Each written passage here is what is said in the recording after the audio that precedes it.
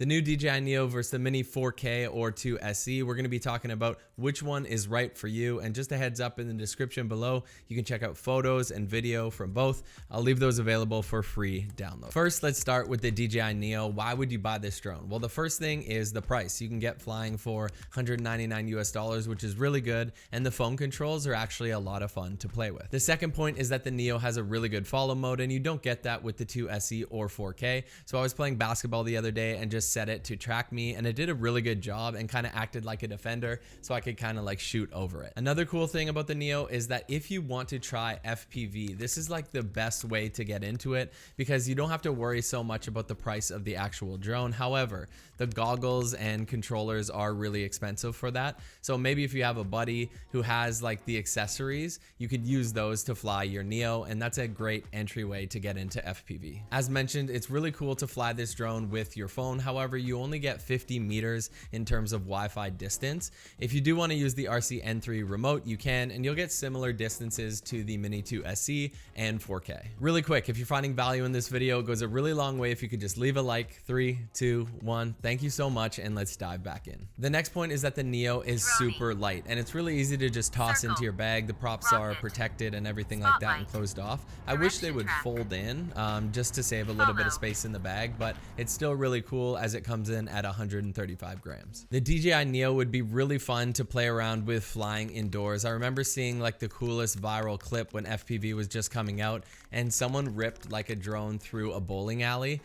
If you knew someone and like wanted to come up with like this great idea for FPV, like I think this would be the way to go. It's just a whole lot safer with people around, and even if this thing crashes, it's quite durable. Another really cool thing about the DJI Neo is that it's so convenient, and I love that you could just pull it out of the bag, launch it in the sky, get an establishing shot, all without a phone. So you just launch it from the palm. You don't need a controller, and it's just good to go. The Neo also has built-in storage, which is really cool. I think it's 22 gigabytes of internal storage, so you don't have to worry about leaving your SD card at home. However, I can't find anywhere on this thing to actually plug in a micro SD. So if you run out of space, you just have to make sure that you're constantly backing this thing up. And that's kind of like a pro and a con. And I guess let's finish with the con is that this thing doesn't come with the actual controller. So it's $129 US more if you want to pick that up. Okay, so why would you buy the Mini 4K or Mini 2 SE? Because they're essentially the same drone. So the first point is that the Mini 4K has 3-axis stabilization. And this is really important in just allowing your footage to be really smooth and cinematic. With the Neo, you're going to run into the problem where it's 1-axis stabilization, so you don't have mechanical gimbal functions on this, but it does have like a built-in electronic stabilization, which isn't the best. It's fine at a distance, but if you're closer to your subject and there's heavy wind, you're going to notice this. With the Mini 4K, you're going to get a whole lot better battery life as well, which I love about it. It's 31 minutes rated battery, whereas on the Neo, it is 18 minutes for battery, and you have to think about like that's till it's absolutely dead. So I would probably subtract like 7 or 8 minutes from that, and that'll be your actual flight time. So you do have to be mindful of that. Hey, it's me again. I hope you're feeling inspired to pick up a drone. And while we're on the topic of creating, ARTLIST wants to give you $100,000 to create your dream video project, and signing up is easy. All you gotta do is make a video outlining your dream video project and then post it to your social media tagging artlist.io. Lastly, use the hashtag ARTLIST100K fund, and then all you got to do is go to their website and fill out an application form before October 24th.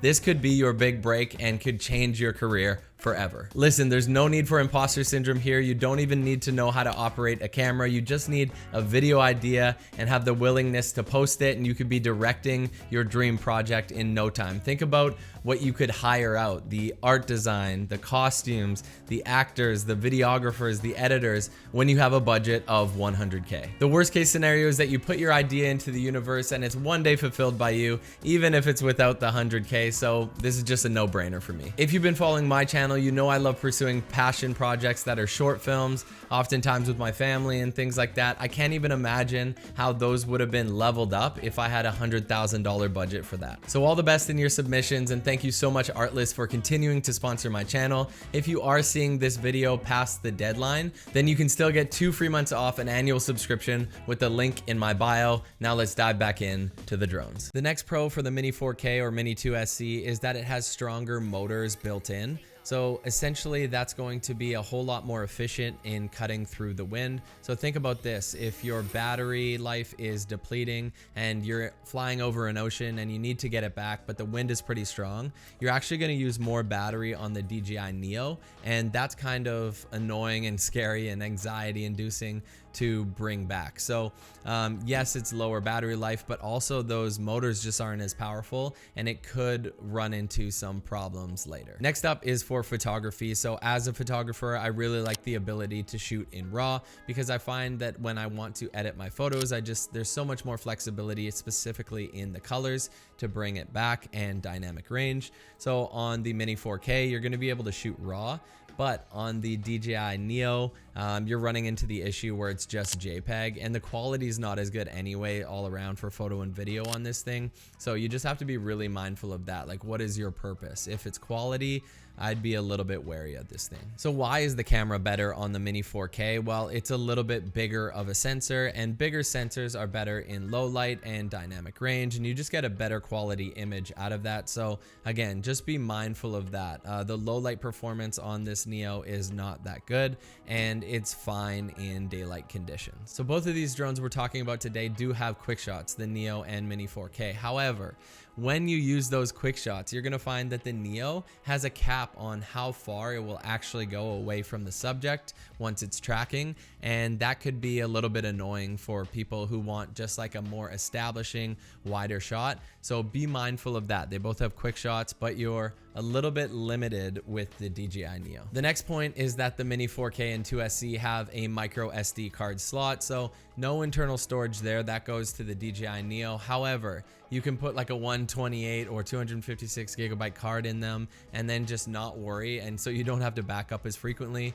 I'd rather just buy the card than have the internal storage where you're capped and you can't improve on that internal storage. And lastly, the Mini 4K and 2SE come in at 249 grams, which is really good for drone flying laws in many countries. I do like that it's a bit heavier than the 135 grams of the DJI Neo. Just again, it's going to be better in wind. All right, so which drone is best suited for you? If you don't know by now after watching this video, I'll summarize it for you pretty quick. I think the DJI Neo is kind of a little bit like a toy. The quality isn't fully there, so if you need like really cinematic, stable, nice looking footage, and you're erring on the side of like creating short films and things like that, I honestly think that you're better to go with the 4K or 2SE for the price, because it is quite inexpensive. However, if you are just looking for like a fun drone to fly and play around with, show off to your friends, maybe have your kids use it, things like that, you're thinking about getting into FPV and you have access to goggles and a controller and you don't care about crashing this thing, this is like a really unique option for that and has some really cool features. And lastly, the other reason you would pick this up is if you really need something that has good follow me features, and again, you don't worry about quality so much, then definitely the Neo would be the way to go. If you like both of these drones, but you think that you're at a higher level, I would say check out my video on the Mini 3. Thanks so much for stopping by. I appreciate you, and we'll see you in the next video. Matty out. Peace.